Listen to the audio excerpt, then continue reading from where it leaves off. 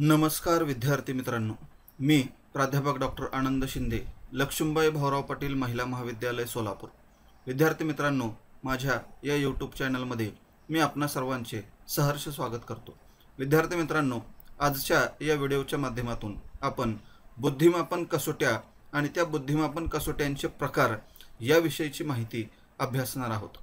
विद्यार्थी मित्रांनो, आतापर्यंत आपण या दुसऱ्या प्रकरणामधून बुद्धिमापन आणि तिचे मापन हे जे प्रकरण आहे, या प्रकरणामधून बुद्धिमत्तेचा अर्थ काय आहे, बुद्धिमत्तेचे स्वरूप कसे आहे, त्याचबरोबर बुद्धिमत्तेच्या संदर्भात जे काही अनेक मानसशास्त्रज्ञांनी सिद्धांत मांडले होते किंवा उपपत्ती मांडल्या होत्या, त्यापैकी आपण स्पियरमनची द्विघटक उपपत्ती बघितली, त्यानंतर थर्स्टनची अनेक घटक उपपत्ती बघितली, थॉम्सनच्या उपपत्तीचा थोडक्यात आपण आढावा घेतला।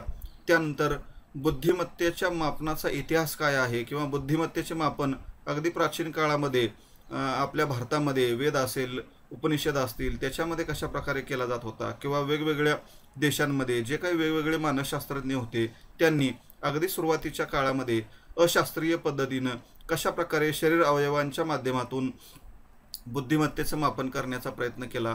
त्यानंतर संवेदनाच्या क्षमतेवरून कशा पद्धतीनं बुद्धिमत्तेचं मापन करण्याचा प्रयत्न केला, कारक कौशल्यांच्या माध्यमातून कशा प्रकारे बुद्धिमापन करण्याचा प्रयत्न केला, या सर्व गोष्टींचा इतिहास आपण बघितला। आणि त्यानंतर बुद्धिमापन करण्याच्या संदर्भात खऱ्या अर्थानं ज्या मानसशास्त्रज्ञानं आपलं योगदान दिलं तो म्हणजे अल्फ्रेड बिने। या अल्फ्रेड बिने नावाच्या मानसशास्त्रज्ञानं ज्या काही चाचण्या किंवा कसोट्या तयार केल्या की ज्या मानसशास्त्रीय कसोट्यांच्या माध्यमातून व्यक्तीचं बुद्धिमापन करणं शक्य झालं आणि मग तिथून पुढील काळामध्ये बुद्धिमत्तेचं शास्त्रीय पद्धतीनं मापन करणं शक्य झालं। आणि जगामध्ये मग अल्फ्रेड बिने यांनी जी काही मानसिक वयाची संकल्पना मांडली होती, त्या मानसिक वयाची संकल्पना आपण नेमकी काय आहे ती बघितलं। मानसिक वय कशा प्रकारे काढता येऊ शकतं त्याचाही आपण अभ्यास केला। त्याचबरोबर बुद्धी गुणांक कसा काढायचा किंवा बुद्ध्यांक कसा काढायचा, IQ एखाद्या विद्यार्थ्याचा कसा काढायचा, मानसिक वय आणि जन्मवय यांचं गुणोत्तर कसं काढायचं आणि त्यावरून एखाद्या व्यक्तीची बुद्धिमत्ता किती आहे हे कसं ठरवायचं, या सर्व गोष्टींचा अभ्यास आतापर्यंत आपण गेल्या 8 ते 10 व्हिडिओच्या माध्यमातून केलेला आहे। आणि यानंतर या प्रकरणामधील हा जो शेवटचा भाग आहे तो म्हणजे बुद्धिमापनाच्या कसोट्या। तर या बुद्धिमापन कसोट्यांचे नेमके कोणकोणते प्रकार आहेत ते आता आपण या व्हिडिओच्या माध्यमातून पाहणार आहोत। तर बुद्धिमापनाचा आपण विचार केला तर बुद्धिमापन करत असताना किंवा बुद्धिमापनाचा इतिहास जो आपण बघितला त्या इतिहासावरून आपल्या एक गोष्ट लक्षात आली असेल की बुद्धिमत्ता ही काही साधी सोपी गोष्ट नाही किंवा बुद्धिमत्तेचे मापन करणं ही फार गुंतागुंतीची किंवा क्लिष्ट प्रक्रिया आहे, संकीर्ण अशा प्रकारची प्रक्रिया आहे। आणि त्यामुळं बुद्धिमत्तेचे शुद्ध स्वरूपामध्ये मापन करणे शक्य नव्हते, परंतु वर्तन आविष्काराच्या स्वरूपामध्ये तिचे मापन करणे शक्य आहे हे अनेक मानसशास्त्रज्ञांनी दाखवून दिले। म्हणजे व्यक्तीच्या वर्तन परिवर्तनाच्या स्वरूपामध्ये किंवा वर्तनाच्या आविष्काराच्या स्वरूपामध्ये व्यक्तीच्या बुद्धिमापनाचा प्रयत्न केला जाऊ शकतो हे अनेक मानसशास्त्रज्ञांनी दाखवून दिले की ज्याच्यामध्ये मग अल्फ्रेड बिने असेल, टर्मन असेल, कामत असेल, डॉक्टर कामत असतील, अशा अनेक मानसशास्त्रज्ञांनी हे दाखवून दिलं की बुद्धिमत्तेचं मापन आपण शास्त्रीय पद्धतीनं आणि व्यक्तीच्या वर्तनाच्या आविष्काराच्या स्वरूपामध्ये करू शकतो। आणि त्यानंतर मग खऱ्या अर्थानं बुद्धिमापनाच्या क्षेत्राला एक प्रकारची नवीन दिशा मिळाली की ज्या माध्यमातून व्यक्तीचं बुद्धिमापन आपणाला करता येऊ लागलं। या सर्वांचा आढावा आपण पाठीमागं घेतलेलाच आहे। आणि आजच्या काळामध्ये तर या क्षेत्रामध्ये फार प्रचंड अशा प्रकारची प्रगती झालेली आहे। अनेक प्रकारच्या मानसशास्त्रीय चाचण्या कसोट्या तयार झालेल्या आहेत की ज्या कसोट्यांच्या माध्यमातून आपण कुठल्याही वयोगटाच्या व्यक्तीचे बुद्धिमापन किती आहे हे त्या मानसशास्त्रीय चाचण्यांच्या माध्यमातून आपल्याला काढता येऊ शकतं। आणि मग ह्या ज्या मानसशास्त्रीय चाचण्या आहेत किंवा ह्या ज्या मानसशास्त्रीय बुद्धिमापनाच्या संदर्भातल्या कसोट्या आहेत त्या कसोट्या नेमक्या कोणकोणत्या प्रकारच्या आहेत त्याचा अभ्यास आपण या व्हिडिओच्या माध्यमातून करणार आहोत। तर ह्या बुद्धिमापन कसोट्यांचे जे प्रकार आहेत ते प्रकार आपण बघूया। तर हे बघा, बुद्धिमापन कसोट्यांच्या प्रकारांच्या संदर्भात एक आकृती इथं दिली आहे की ज्या आकृतीच्या माध्यमातून आपल्याला लक्षात येईल की बुद्धिमापन कसोट्यांचे प्रकार नेमके कोणते आहेत। तर बुद्धिमापन कसोट्यांचे प्रामुख्याने दोन प्रकार पडतात। एक म्हणजे व्यक्तिगत बुद्धिमापनाच्या कसोट्या आणि दुसऱ्या आहेत सामूहिक बुद्धिमापनाच्या कसोट्या. म्हणजे व्यक्तिगत बुद्धिमापन करायचं असेल तर त्याच्यासाठी कोणत्या प्रकारच्या कसोट्या आहेत आणि सामूहिकरित्या आपल्याला बुद्धिमापन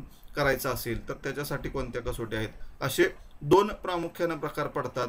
आणि मग या दोन प्रकारांचे परत काही उपप्रकार पडतात की ज्याच्यामध्ये व्यक्तिगत बुद्धिमापन कसोट्या ज्या आहेत त्याच्यामध्ये व्यक्तिगत भाषिक कसोटी अशा प्रकारचा पहिला प्रकार आहे त्याचा. त्यानंतर व्यक्तिगत अभाषिक बुद्धिमापन कसोटी आणि व्यक्तिगत कृतीयुक्त बुद्धिमापन कसोटी असे तीन प्रकार या व्यक्तिगत बुद्धिमापन कसोट्यांचे प्रकार पडतात की भाषिक कसोटी, अभाषिक कसोटी आणि कृतीयुक्त कसोटी असे तीन प्रकार व्यक्तिगत बुद्धिमापन कसोट्यांचे पडतात. आणि त्यानंतर सामूहिक कसोट्यांचा जर आपण विचार केला तर त्याचे दोनच प्रकार पडतात.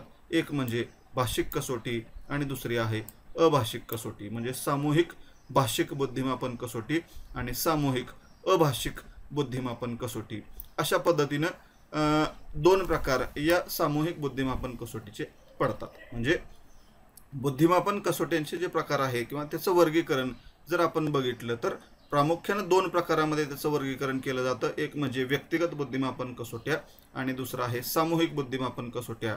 पण परत या दोन प्रकाराचे काही उपप्रकार पडतात की ज्याच्यामध्ये व्यक्तिगत बुद्धिमापन कसोट्याचे तीन प्रकार पडतात. ते म्हणजे भाषिक कसोटी, अभाषिक कसोटी आणि कृतीयुक्त कसोटी. आणि दुसरी जी सामूहिक कसोटी आहे त्याचे दोन उपप्रकार पडतात. एक म्हणजे भाषिक कसोटी आणि दुसरी आहे अभाषिक कसोटी. तर अशा पद्धतीनं हे जे प्रकार आहेत, 5 उपप्रकार आहेत, या 5ही उपप्रकारांची सविस्तर माहिती आपण या व्हिडिओच्या माध्यमातून किंवा 2 व्हिडिओच्या माध्यमातून आपण पाहणार आहोत.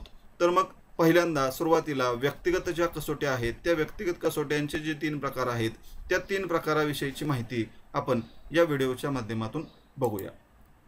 तर त्याच्यातला व्यक्तिगत ज्या कसोट्या आहेत त्या व्यक्तिगत कसोट्यामधली पहिला जो प्रकार आहे तो म्हणजे व्यक्तिगत भाषिक कसोट्या.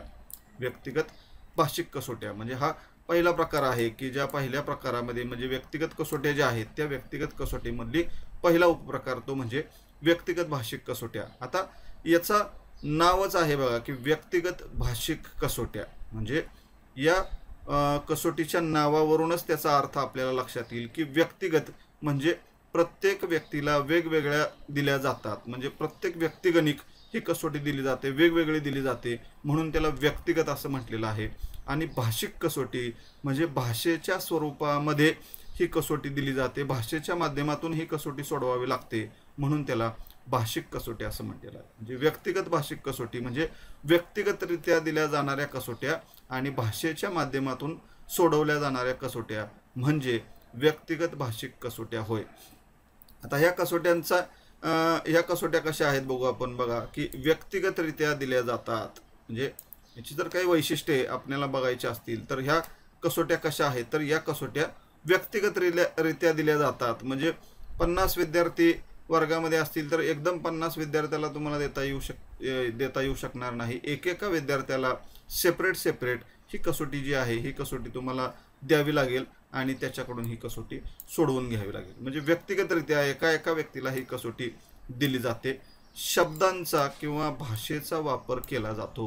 म्हणजे ही जी कसोटी किंवा चाचणी तयार केलेली आहे त्याच्यामध्ये जे प्रश्न दिलेले आहेत ते प्रश्न कशा स्वरूपामध्ये आहेत तर शब्दांच्या माध्यमातून दिलेले आहेत किंवा भाषेच्या माध्यमातून दिलेले आहेत. म्हणजे भाषेचा किंवा शब्दाचा वापर या कसोट्यांमध्ये केलेला आहे, म्हणून त्याला शाब्दिक भाषिक कसोट्या असं देखील म्हटलं जातं. शाब्दिक भाषिक कसोट्या कारण शब्दांच्या किंवा भाषेच्या माध्यमातून या कसोट्या तयार केल्या जातात, म्हणून त्याला शाब्दिक भाषिक कसोट्या असं देखील म्हटलं जातं. आणि मग त्याचं उदाहरण इथं दिलं आहे बघा की सुरुवातीला आपण जी उदाहरणं बघितली होती की अगदी सुरुवातीला अल्फ्रेड बिने आणि सायमन यांनी ज्या कसोट्या तयार केल्या होत्या त्या सर्व प्रकारच्या कसोट्या या कशा होत्या तर त्या व्यक्तिगत भाषिक कसोट्यासारख्या होत्या. म्हणजे सुरुवातीच्या काळामध्ये अल्फ्रेड बिने आणि सायमन या 2 मानसशास्त्रज्ञांनी ज्या काही कसोट्या तयार केल्या होत्या त्या कसोट्या या बिने सायमन कसोट्यांसारख्याच होत्या किंवा बिने सायमन यांनी तयार केलेल्या कसोट्या या व्यक्तिगत भाषिक कसोट्यांसारख्याच होत्या. आता या कसोट्या कशा होत्या तर वयोगटानुसार या कसोट्यांचे स्वरूप बदलते. म्हणजे वयोगटानुसार वेगवेगळ्या प्रकारच्या ह्या कसोट्या आहेत किंवा चाचण्या आहेत. म्हणजे एकाच वयोगटासाठी एकच चाचणी आहे, दुसऱ्या वयोगटासाठी परत दुसरी चाचणी आहे. म्हणजे ठराविक वयोगट त्याचे पाडलेले आहेत आणि त्या प्रत्येक वयोगटानुसार या चाचण्यांचं स्वरूप देखील आपल्याला बदलत गेलेलं दिसेल. मग उदाहरणार्थ म्हणून आपण इथं लहान मुलांच्या संदर्भातलं उदाहरण दिलं बघा, की मग लहान मुलांच्या संदर्भातल्या वयोगटानुसार ह्या ज्या चाचण्या आहेत त्याच्यामध्ये कशा प्रकारचे प्रश्न आहेत. मोठ्या वयोगटाची मुलं असतील तर त्यांच्यासाठी कशा प्रकारचे प्रश्न असतील, किंवा प्रौढ वयोगटातले व्यक्ती असतील तर त्यांच्यासाठी वेगळ्या प्रकारच्या ह्या कसोट्या असतील. म्हणजे वेगवेगळ्या वयोगटानुसार ह्या कसोट्यांचं स्वरूप जे आहे हे वेगवेगळं असलेलं आपल्याला दिसून येईल. उदाहरणार्थ आता इथं लहान मुलांचा विचार आपण केला आहे किंवा लहान मुलांच्या संदर्भातल्या कसोट्यांचं दिलं आहे की लहान मुलांना ह्या ज्या कसोट्या दिल्या जातात त्या कसोट्यांमध्ये कशा प्रकारचे प्रश्न असतात.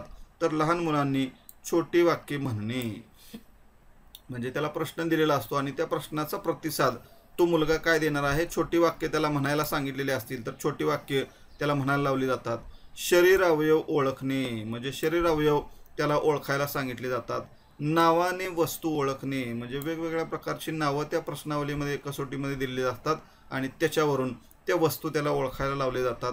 चित्रावरून वस्तू ओळखणे, म्हणजे काही चित्र दिलेली असतील त्या चित्रावरून त्याला वस्तू ओळखायला लावलेले जातील. म्हणजे अशा पद्धतीनं छोट्या वयोगटाची मुलं असतील तर त्या छोट्या वयोगटाच्या मुलांना अशा प्रकारचे प्रश्न दिले जातात की जे प्रश्न त्यांच्या वयोगटाला अनुसरून असतील. म्हणजे छोटी वाक्य म्हणणं किंवा शरीर अवयव दाखवणं, नावाने वस्तू ओळखणं, चित्रावरून वस्तू ओळखणं.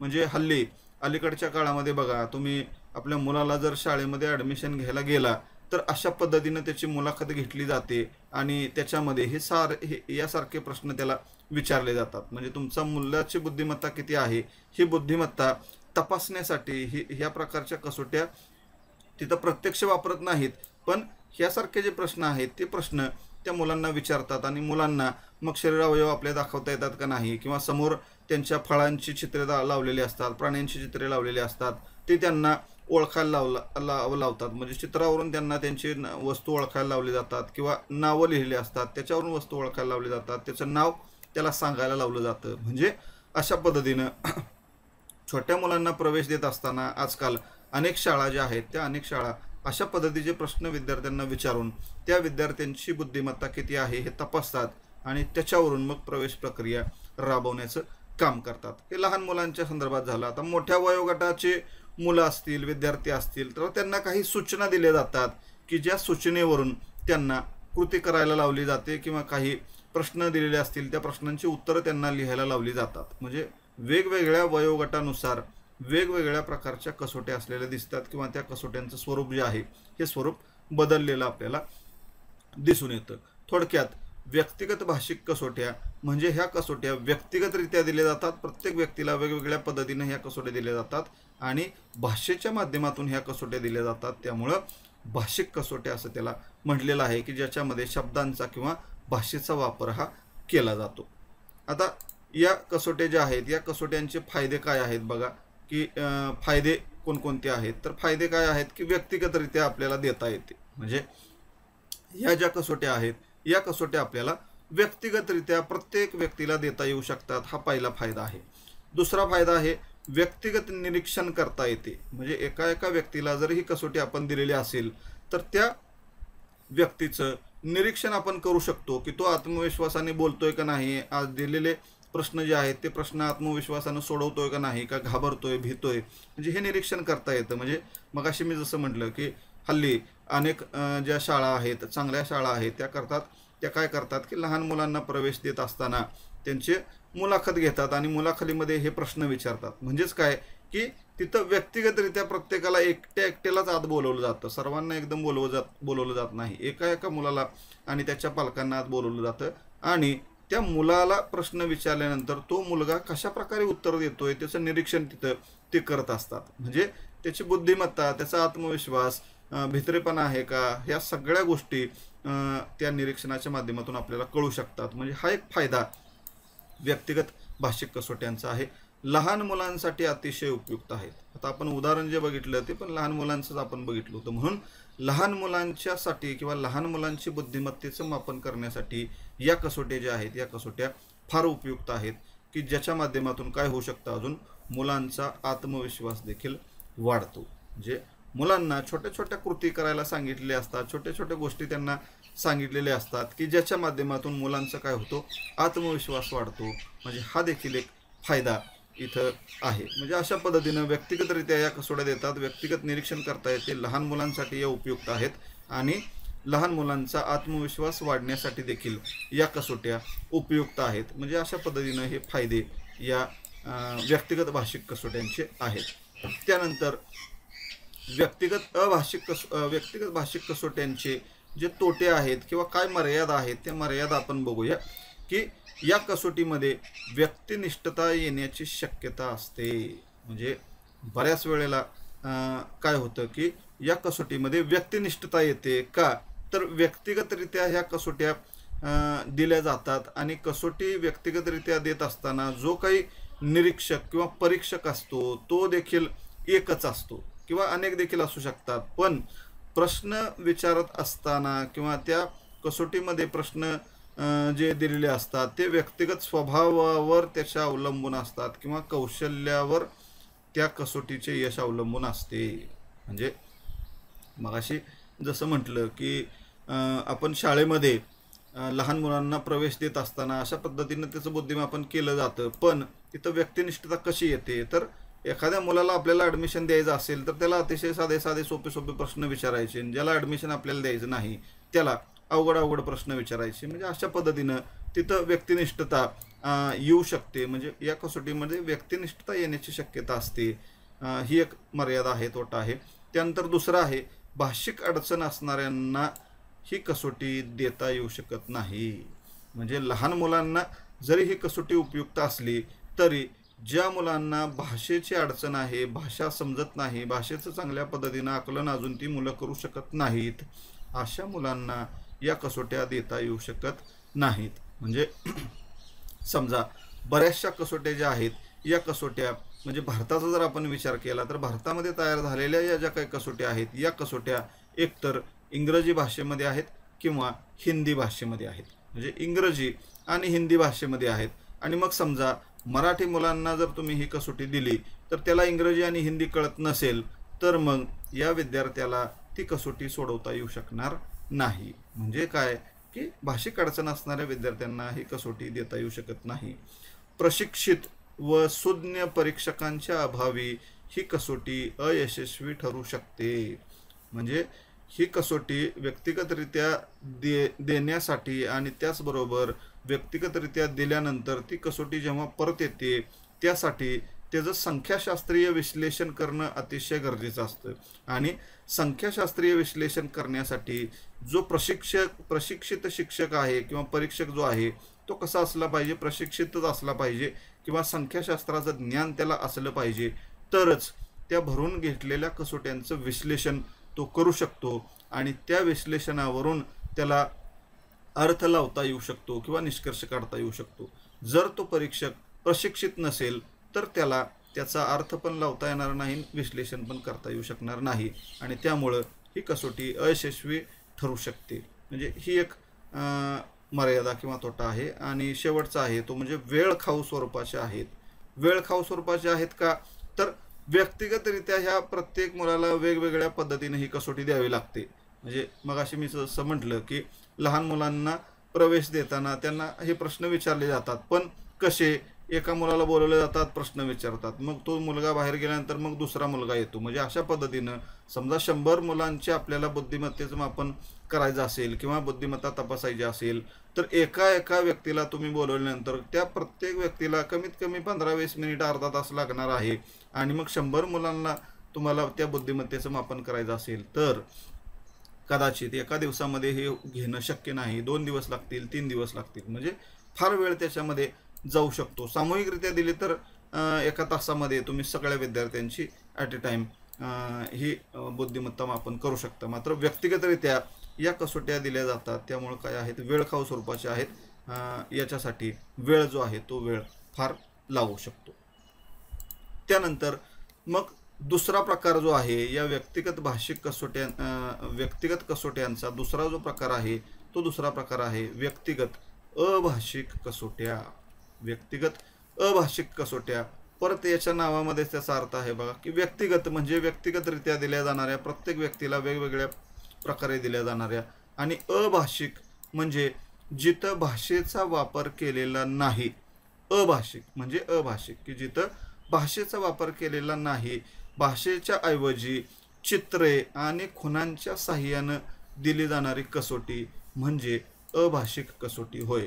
कारण मगाशी आपण बघितलं की भाषिक कसोट्यांच्या काही मर्यादा आहेत की जिथं भाषेची अडचण आहे, भाषा मुलांना येऊ शकत नाही, भाषेचं आकलन ते करू शकत नाही, अशा वेळेस त्यांच्यासाठी मग ही भाषेची अडचण दूर करण्याचा प्रयत्न या अभाषिक कसोटीच्या माध्यमातून केला गेला.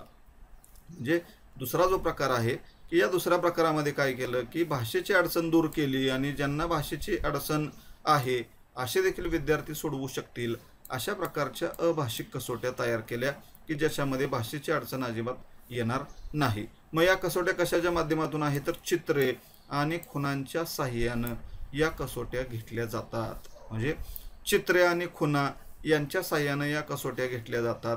चित्र दिलेले असतात आणि त्या चित्रांमध्ये अनेक पर्याय दिलेले असतात आणि त्या अनेक पर्यायामधला एक पर्याय जो आहे तो आपण काय करायचा आहे, उत्तरासाठी फक्त खून करायची असते, टिक मार्क करायची असते. म्हणजे इथं फार त्या विद्यार्थ्याला कष्ट पण येत नाही आणि चित्रांच्या आणि खुणांच्या साहाय्यानं असल्यामुळं भाषेची सुद्धा अडचण येत नाही. कुठल्याही भाषेचा विद्यार्थी असला, हिंदी असू द्या, इंग्रजी असू द्या, कन्नड असू द्या, मराठी असू द्या, गुजराती असू द्या, कुठल्याही भाषेचा विद्यार्थी असला तरी त्या विद्यार्थ्याला ही कसोटी सोडवता येऊ शकते. म्हणजे भाषेची अडचण दूर करण्याचा प्रयत्न या कसोट्यामधून केला म्हणून त्याला अभाषिक कसोटी असं म्हटलेलं आहे. आता या कसोट्यामध्ये जे प्रश्न आहेत ते प्रश्न कशाच्या माध्यमातून दिलेले आहेत तर चित्र स्वरूपामध्ये दिलेले असतात. म्हणजे भाषा नाही, आता इथं चित्र स्वरूपामध्ये हे प्रश्न दिलेले असतात आणि उत्तरासाठी फक्त खुणा कराव्या लागतात. म्हणजे चित्र म्हणजे इथं उदाहरण दिलं आहे बघा, इथं चित्र दिलेले आहे, ठोकळे दिलेले आहेत, चित्र दिलेले आहेत आणि चित्रांच्या स्वरूपामध्ये हा प्रश्न दिला आहे आणि उत्तरासाठी काय करायचं आहे, फक्त एक खूण करायची आहे की याच्यामधला योग्य पर्याय कुठला आहे तेवढीच खूण आता इथं करायची आहे. म्हणजे अशा पद्धतीनं ह्या ज्या कसोट्या आहेत या कसोट्या भाषेच्या स्वरूपामध्ये नसून अभाषिक म्हणजे चित्रांच्या स्वरूपामध्ये आहेत.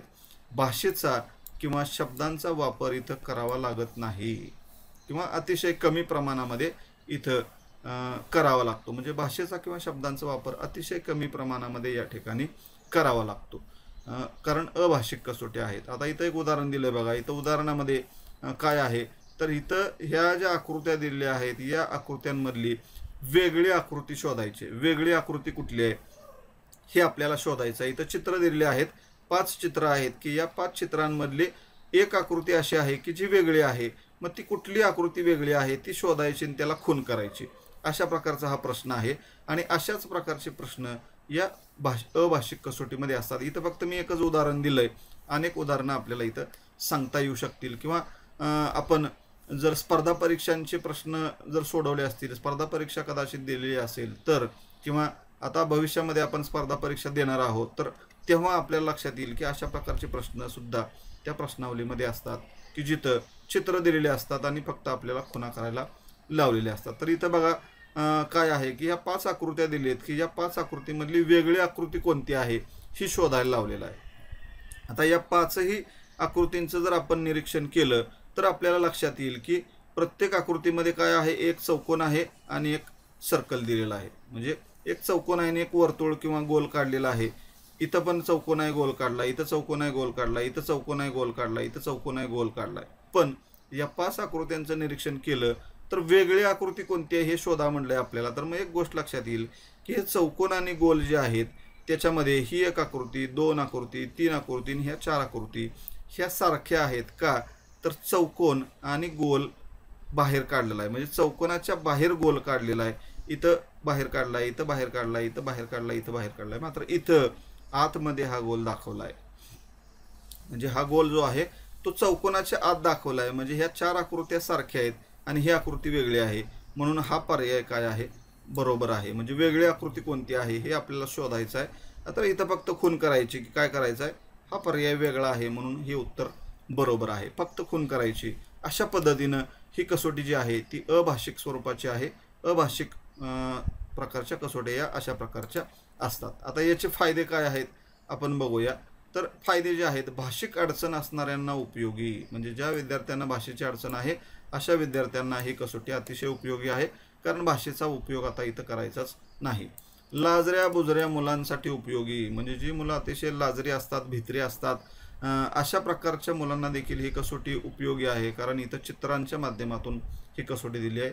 चित्रे आणि आकृत्यांच्या माध्यमातून ही कसोटी दिल्यामुळं मुलांना देखील मनोरंजक वाटते, कारण भाषेच्या स्वरूपामधून ही कसोटी दिली तर ती वाचत बसणं फार अवघड असतं. मात्र चित्रे आणि आकृत्यांमुळं मुलांना सुद्धा सोडवायला मजा येते किंवा आनंद वाटतो, मनोरंजन वाटतं की अरे वा, ही चित्र दिली त्यांनी, चित्रांना काय करायचं, फक्त खुणा करायची, म्हणजे मुलं सोडवताना सुद्धा आनंदी होतात आणि सामूहिकरित्या सुद्धा ही कसोटी देता येऊ शकते. म्हणजे जरी ही कसोटी व्यक्तिगत असली तरी देखील सामूहिकरित्या एकदम आपण 50-100 विद्यार्थ्यांना देखील देऊ शकतो. हा देखील या कसोटीचा फायदा आहे. त्यानंतर तोटे काय आहेत बघा, तर 2च तोटे आहेत. एक म्हणजे चित्रांचे ब्लॉक तयार करावे लागतात, त्यामुळं खर्चिक आहे. म्हणजे या ठिकाणी अभाषिक कसोटी असल्यामुळं काय करावं लागतात की चित्र आणि आकृतींच्या माध्यमातून ही कसोटी तयार करावी लागते, आणि मग चित्र आणि आकृतींच्या साहाय्याने कसोटी तयार करताना त्याच्यासाठी अधिक पानं आपल्याला खर्च करावी लागतात, कागद जास्त खर्च करावा लागतो, आणि त्यामुळं त्याच्यासाठी होणारा खर्च पण जास्त असतो. कारण भाषेच्या माध्यमातून प्रश्न विचारले तर एका पानामध्ये 25 प्रश्न आपण साधारणपणे चांगल्या पद्धतीनं लिहू शकतो. मात्र चित्र काढायचे असल्यामुळं, आकृती काढायची असल्यामुळं एका पानामध्ये केवळ 5च प्रश्न आपल्याला लिहिता येतील.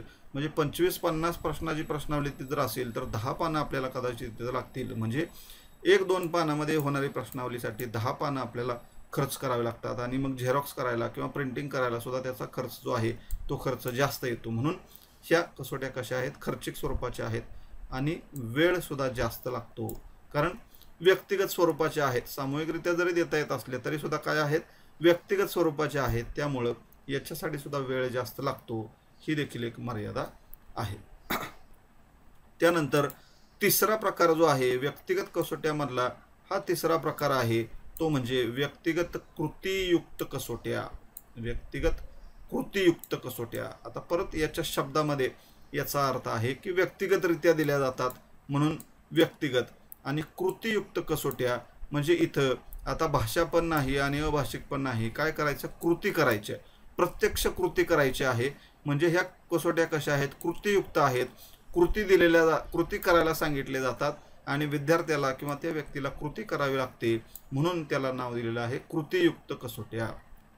तर ह्या व्यक्तिगत कृतीयुक्त कसोट्या काय आहेत बघा, तर साधारण या कसोट्यांचं स्वरूप जे आहे ते अभाषिक कसोट्यांसारखंच आहे.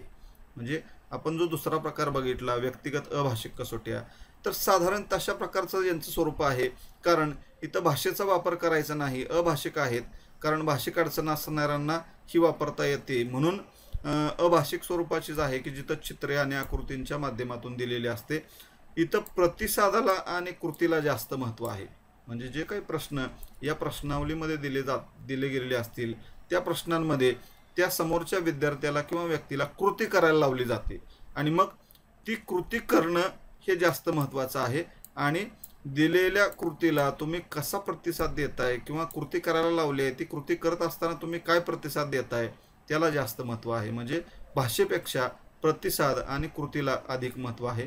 भाषेचा किंवा आकलनाचा भाग इथं अतिशय कमी आहे, कारण भाषा इथं उपयोगाचीच नाही, अभाषिक सारख्याच कसोटी आहेत, त्यामुळं भाषेचा किंवा आकलनाचा भाग या कसोट्यांमध्ये कमी आहे. आणि निरक्षर मुलं असतील, भित्री मुलं असतील किंवा परदेशी माणसं असतील यांना सुद्धा या कसोट्या उपयोगाच्या आहेत. म्हणजे ज्या मुलांना भाषा येत नाही, निरक्षर आहेत, ते सुद्धा ही कसोटी सोडवू शकतात. जे मुलं भित्री आहेत की भाषेचं आकलन होत नाही त्यामुळं भितात, तर अशा मुलांना सुद्धा ही कसोटी वापरता येते. परदेशी व्यक्ती असतील की ज्यांना सुद्धा भाषेची अडचण येऊ शकते, तर अशा व्यक्तींना सुद्धा ही कसोटी उपयोगी आहे, कारण प्रत्यक्ष कृती करायची आहे, कृतीच्या माध्यमातून ही कसोटी सोडवायची आहे. म्हणून ह्या तिन्ही प्रकारच्या व्यक्तींना ही कसोटी सोडवता येऊ शकते. उदाहरणार्थ आता इथं उदाहरण दिलंय बघा, त्याचं काय, आज्ञेप्रमाणे ठोकळे जुळवणे. म्हणजे काही ठोकळे दिलेले असतात आणि त्या ठोकळ्यांना आज्ञा केलेली असते किंवा सूचना दिलेली असते, त्या सूचनेप्रमाणे ते ठोकळे जुळवायला सांगितले जातात. मग खाली वर डावीकडं उजवीकडं कशा पद्धतीनं ते ठोकळे जुळवायचे त्या सूचना दिलेल्या असतात आणि त्या सूचनेनुसार ते ठोकळे आपल्याला जुळवायला सांगितले जातात. पुठ्ठे जुळवून चित्र तयार करणे म्हणजे बऱ्याच वेळेला एक चित्र काढलेलं असतं आणि त्या चित्राला मधून कट केलेलं असतं, चौकोन चौकोन कट केलेले असतात, 10-15 चौकोन असतात त्याचे आणि ते मग वेगवेगळे करून आपल्याला दिले जातात आणि सांगितलं जातं की हे काय करा, पुठ्ठे एकमेकांना जुळवा आणि त्याच्यापासून चित्र तयार करा. म्हणजे लहान मुलांच्यासाठी अशा प्रकारचे प्रश्न दिले जातात. किंवा आपण महाराष्ट्राचा नकाशा असेल, भारताचा नकाशा असेल, जगाचा नकाशा असेल, तर अशा नकाशाचं आकलन मुलांना होण्यासाठी सुद्धा अशा प्रकारची कृती देतो बघा, की तो नकाशा आहे त्या नकाशाला कट केलं जातं, त्याचे तुकडे केले जातात आणि ते तुकडे विद्यार्थ्यांना दिले जातात, चौकोन चौकोनी तुकडे केले जातात आणि ते तुकडे विद्यार्थ्यांना दिले जातात आणि त्याच्यापासून तो महाराष्ट्राचा किंवा भारताचा नकाशा तयार करायला सांगितला जातो. म्हणजे अशा पद्धतीनं पुठ्ठे जुळवून चित्र तयार करण्यासारखे देखील काही प्रकार असतात. त्यानंतर कोरलेल्या खोबणीमध्ये ठोकळे बसवणे म्हणजे असे काही खाचा पाडलेले असतात आणि त्याच्यामध्ये ते ठोकळे बसवायला सांगितले जातात. म्हणजे उदाहरणार्थ हल्ली तुम्ही स्पोर्ट्सच्या दुकानामध्ये गेला किंवा मोठमोठ्या मॉलमध्ये गेला तर लहान मुलांच्यासाठी अशा पद्धतीनं गेम्स आहेत बघा तिथं, की काही कृती करण्याच्या गेम्स आहेत की ज्याच्यामध्ये कोरलेले म्हणजे खाचा दिलेले असतात आणि त्या खाचामध्ये पक्ष्यांची प्राण्यांची चित्र असतात किंवा फळांची फुलांची चित्र असतात की ती चित्र त्या बरोबर त्या खाचेमध्ये ठेवल्यानंतरच मग ती आकृती पूर्ण होऊ शकते. किंवा एक पक्षी असतो आणि त्या पक्ष्याचे वेगवेगळे तुकडे कट केलेले असतात आणि त्याचे ठोकळे तयार केलेले असतात की जे ठोकळे काय करायला लावतात, त्या खाचेमध्ये बसवायला लावले जातात आणि मग त्याच्यामधून एक पूर्ण चित्र जे आहे पक्ष्याचं असेल प्राण्याचं असेल ते चित्र तयार होतं. हल्ली अनेक ठिकाणी अशा प्रकारचे कसोटे जे आहेत त्या कसोट्या हल्ली बाजारामध्ये सुद्धा उपलब्ध आहेत. म्हणजे आज्ञेप्रमाणे ठोकळे जुळवणे किंवा पुठ्ठे जुळवून चित्र तयार करणे किंवा कोरलेल्या खोबणीमध्ये म्हणजे खाचेमध्ये ठोकळे बसवणे यासारख्या काही चाचण्या ज्या आहेत त्या चाचण्या हल्ली बाजारामध्ये सहज उपलब्ध आहेत की ज्या चाचण्या आपण मुलांना त्याच्या बर्थडे गिफ्ट म्हणून देतो की त्याला काहीतरी गेम पण खेळता येऊ शकते आणि त्याच्यामधून त्याची बुद्धिमत्ता सुद्धा आपल्याला वाढवता येऊ शकते. म्हणजे त्याच्यासाठी ह्या कसोट्या सध्या हल्ली अनेक ठिकाणी मिळतात. म्हणजे अशा पद्धतीनं हे जो उदाहरण आहे की कृतीयुक्त कसोट्या म्हणजे काय की आज्ञेप्रमाणे त्याला ठोकळे जुळवायला सांगितले जातात, पुठ्ठे जुळवून चित्र तयार करायला लावले जाते किंवा ठोकळे जुळवून त्याला चित्र तयार करायला लावले जाते. म्हणजे अशा पद्धतीनं कृती करायला लावून ती कसोटी सोडवली जाते किंवा त्याला त्याची बुद्धिमत्तेचं मापन केलं जातं. आता याचे फायदे काय आहेत बघा, की लहान मुलांना कृती आवडते त्यामुळं त्यांना आनंद वाटतो. म्हणजे लहान मुलांना तुम्ही भाषा जास्त शिकवण्यापेक्षा कृती करायला लावलं तर त्या कृतीमध्ये त्यांना फार आनंद वाटतो आणि त्यामुळे या कसोट्या सोडवताना सुद्धा त्यांना आनंद येतो. भाषेची अडचण इथं अजिबात येत नाही, कारण इथं भाषा असणाऱ्यांसाठी ही कसोटी नाहीच आहे, कृतीयुक्त कसोटी आहे, त्यामुळे भाषेची अडचण येत नाही. आणि कृती करीत असताना भावना, आत्मविश्वास, नैराश्य, कंटाळा, थकवा इत्यादी मानसिक प्रक्रियांचे आपल्याला निरीक्षण करता येऊ शकते. म्हणजे तो मुलगा ही कसोटी सोडवत असताना किंवा कृती करत असताना त्याचा आत्मविश्वास किती आहे, त्याला दुःख झालंय का, आनंद झालाय, नैराश्य आलंय का, कंटाळा आलाय का, थकवा आलाय का, यासारख्या गोष्टींचं निरीक्षण या कसोटीचं आपण कसोटी सोडवत असताना मुलांचं करू शकतो. म्हणजे हा देखील एक फायदा आहे. आणि मर्यादा किंवा तोटे जर आपण बघितले तर या कसोट्या खर्चिक स्वरूपाच्या आहेत, कारण चित्र तयार करणं, ठोकळे तयार करणं, परत ते कट करणं, त्याच्यासाठी खाचा तयार करणं यासारख्या ज्या गोष्टी आहेत त्याच्यासाठी खर्च अपेक्षित असतो आणि त्यामुळे या कसोट्या ज्या आहेत त्या खर्चिक स्वरूपाच्या आहेत. प्रयोगशाळेशिवाय ही कसोटी देता येत नाही. म्हणजे अजून एक तोटा मर्यादा काय आहे की प्रयोगशाळा याच्यासाठी लागते, प्रयोगशाळेतच मुलांना घेऊन जावं लागतं, तिथंच ह्या कसोट्या आपल्याला देता येऊ शकतात. सर्वसाधारण ठिकाणी आपल्याला ही कसोटी देता येऊ शकत नाही. काही कृती कसोट्या या केवळ योगायोगाने सोडवल्या जातात.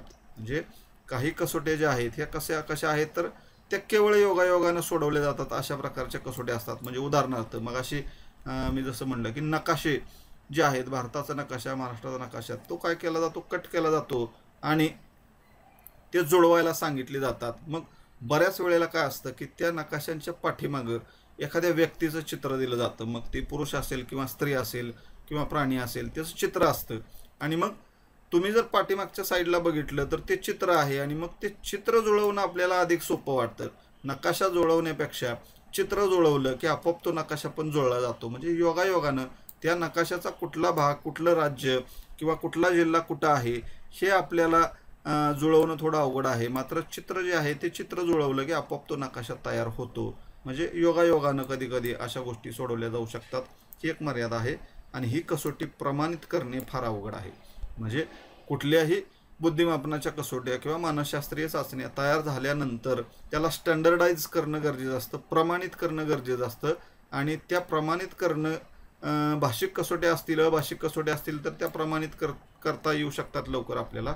मात्र कृती कसोट्या ज्या आहेत त्या कृती कसोट्या प्रमाणित करण्याची प्रक्रिया जी आहे ती अवघड आहे आणि त्यामुळं सुद्धा त्याला फार वेळ लागू शकतो. म्हणून ही देखील एक त्याची मर्यादा आहे. तर विद्यार्थी मित्रांनो, अशा प्रकारे आजच्या या व्हिडिओच्या माध्यमातून आपण बुद्धिमापन कसोट्यांचे जे प्रकार आहेत त्यापैकी पहिला जो प्रमुख प्रकार होता व्यक्तिगत कसोट्या, त्या व्यक्तिगत कसोट्यामधील व्यक्तिगत भाषिक कसोटी, व्यक्तिगत अभाषिक कसोटी आणि व्यक्तिगत कृतीयुक्त कसोटी या 3 प्रकारांची माहिती आपण या व्हिडिओच्या माध्यमातून पाहिलेली आहे. याच्यानंतर पुढील जो दुसरा प्रमुख प्रकार आहे तो म्हणजे सामूहिक कसोटी आणि त्या सामूहिक कसोट्यांचे 2 उपप्रकार याविषयीची माहिती आपण पुढील व्हिडिओच्या माध्यमातून पाहणार आहोत. विद्यार्थी मित्रांनो, हा व्हिडिओ जर तुम्हाला आवडला असेल तर नक्कीच याला लाईक आणि शेअर करायला विसरू नका. धन्यवाद.